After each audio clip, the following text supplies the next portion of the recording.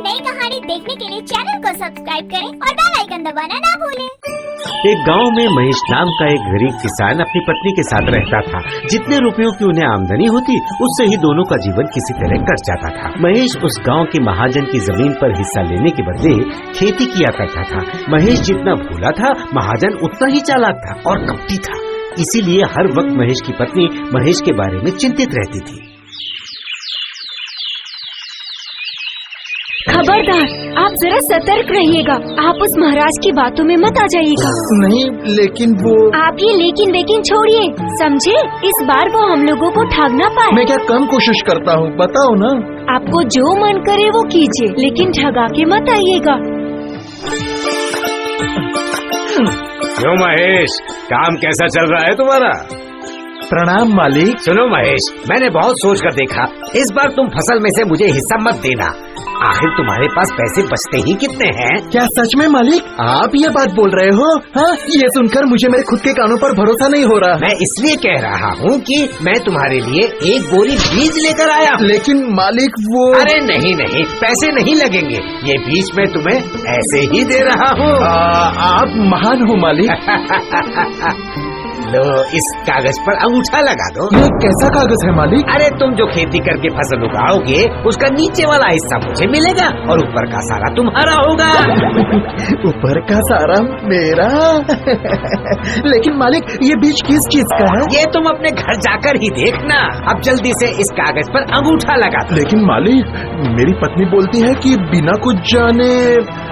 हो, मेरे पास इतना समय नहीं है।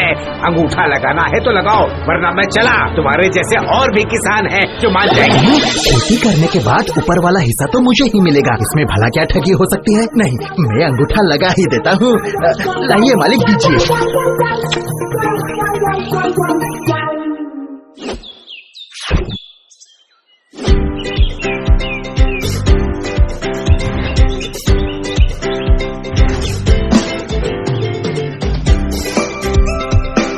अरे ओ भाग्यवान, हाँ। ये देखो। ओह, आप इतना चिल्ला क्यों रहे हो? आज महाजन ने खुद आकर मुझे एक बोरा फसल का बीज दिया है। हाँ। हम लोग उन्हें जितना बुरा समझते हैं ना, लेकिन वो उतने बुरे नहीं है।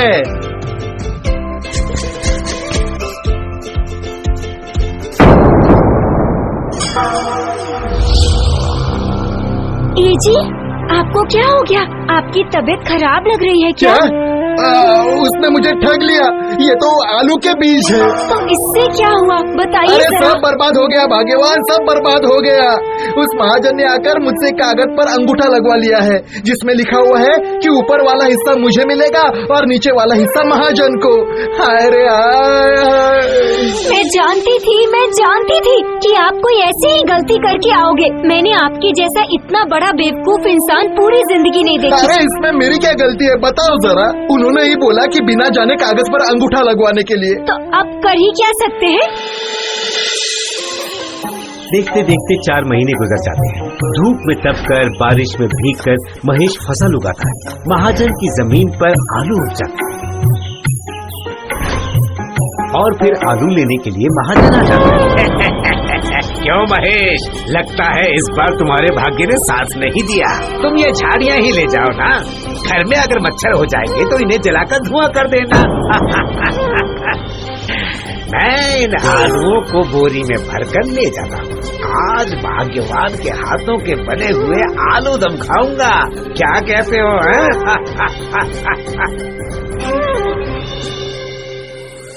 देखते देखते 2 महीने गुजर जाते हैं। मैं चलता हूँ भाग्यवान। खबरदार, मैं बोल रही हूँ, उस महाराज की बातों में गलती से भी मत आ जाइएगा। ये याद रखिएगा, नहीं रखा तो मुझसे बुरा कोई नहीं होगा।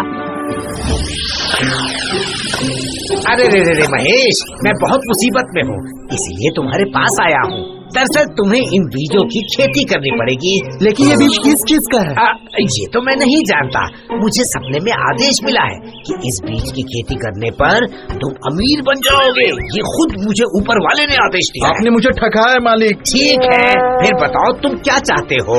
आखिर क्या चाहते? पिछली बार मैं ऊपर का हिस्सा लेकर ठग गया था, इस बार फसल का नीचे वाला हिस्सा मैं लूंगा और ऊपर वाला हिस्सा आप लोगे। हाँ ठीक है, यहाँ कागज पर जरा अंगूठा लगा दो अपना। तो फिर बात तय रही, मैं ऊपर का हिस्सा लूंगा और तुम पूरा नीचे का हिस्सा लोगे। महेश अपने घर बीज की बोरी लेकर वापस आता है और आते ही अरे देखो देखो भाग्यवान, देखो। हाँ, आज मैंने कोई गलती नहीं की है। हाँ, ऊपर वाला हिस्सा महाजन का होगा और नीचे वाला मेरा होगा। हाँ, आय, आय, आय, आय, आय, आय, अब मैं क्या करूँ? ये तो गन्ना है और गन्ना तो ऊपर होता है।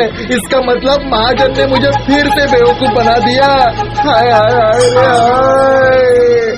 आपके जैसे बेवकूफ को देखकर महाजन आपको टोपी पहना रहा है। आपका दिमाग पत्थर की तरह चिकना है, समझे? मेरा सब कुछ बर्बाद हो गया भाग्यवान, मेरा सब कुछ बर्बाद हो गया। अब इस जिंदगी को जीकर मैं क्या करूँगा भाग्यवान? अब ये सब सोच के क्या होगा? सुनिए, मेरे दिमाग में एक विचार आया है, सुनिए। क्यों, कैसा लगा? इस बार जब महाजन फसल की बीज देने आएगा तो आप पहले से ही बोल दीजिएगा कि आपको फूल चाहिए, ठीक है? फूल लेकर क्या होगा भाग्यवान? फूल लेकर क्या होगा? अनाज और फल के बजाय फूल लेकर भला मैं क्या करूँगा, बताओ ना। आप ये बोल के देखिए तो। कुछ महीनों के बीतने के बाद महाजन की जमीन पर गन्ने उगते हैं। महेश को तय अनुसार गन्ने का नीचे वाला हिस्सा मिलता है। तो सौदा हुआ था और महाजन सारा गन्ना लेकर चला जाता है। इसके ठीक 2 दिनों के बाद महेश, ओ महेश, घर पर हो क्या तुम? तुम तो घर पर ही हो ना? दरअसल मुझे बहुत सस्ता एक फल का बीज मिल गया था, इसलिए मैं जमीन पर इसकी खेती करवाने के लिए आ गया हूँ। ये बीज मैं ले सकता हूँ, लेकिन आपकी जमीन खराब हो गई है। इस बार खेती करने में थोड़ा ज्यादा समय लगेगा। कोई बात नहीं, ठीक है, जितना भी समय लगता है लगने दो। ये बात मैं लिख देता हूँ इस पर। लेकिन इस बार मैं फूल लूंगा और आप फल। हाँ, ये किसान तो बेवकूफ ही नहीं पागल भी है, अपना तो फायदा ही है। ठीक है, तुम यही चाहते हो तो ऐसा ही होगा। ये लो। ओ भाग्यवान, ये कहा तुमने फंसा दिया। ये तो तरबूज का बीज है। हाँ, और तरबूज में फूल नहीं होते हैं। महाजन ने फिर से मुझे ठग लिया। तो क्या हुआ? महाजन ने जो बीज दिया है उससे ही खेती करनी पड़ेगी, ये क्या जरूरी है? हाँ, क्या मतलब? मैं दूंगी खेती करने के लिए बीज, आप उसकी ही खेती कीजिएगा। जी, आप सिर्फ खेती कीजिए, उसके बाद देखते जाइए। ये भाग्यवान आखिर करना क्या चाहती है? इसके बाद अपनी पत्नी के कहे अनुसार महेश ने खेती करना शुरू कर दिया। वो बीज गुलाब के पौधों के थे। देखते ही देखते महाजन की जमीन पर विभिन्न प्रकार के गुलाब के पौधे उगाए। उसके बाद एक दिन महाजन खेती देखने आया। ये क्या है? मेरा तरबूज कहाँ गया? ये सारे तो गुलाब के पौधे हैं। महेश, मैंने तुम्हें किस चीज का बीज दिया था? बताओ तो जरा, मुझे बताओ। वो मुझे याद नहीं है। अच्छा, मेरे पास कागज है, ये देखो। ये देख लो। मालिक, आप बेकार में गुस्सा कर रहे हैं। आपने हमें बीज दिया था, लेकिन किस चीज का बीज दिया था वो तो कागज में लिखा ही हुआ नहीं था। दिखाऊं क्या गांव वालों को? नहीं, मतलब ठीक है, मतलब ठीक है, मतलब शांति रखो। लेकिन कागज पे तो लिखा हुआ है कि फूल महेश को मिलेगा और फल मुझे मिलेगा। इससे मैं कैसे इनकार कर सकती हूँ? ये तो हमारा धर्म ही नहीं है। लेकिन गुलाबों के फूलों की ही बिक्री होती है। तो फिर क्या होगा? ये पौधे तो लगभग 20 साल तक जिंदा रहते हैं, उसके बाद ही किसी और चीज की खेती की जा सकती है। हाय।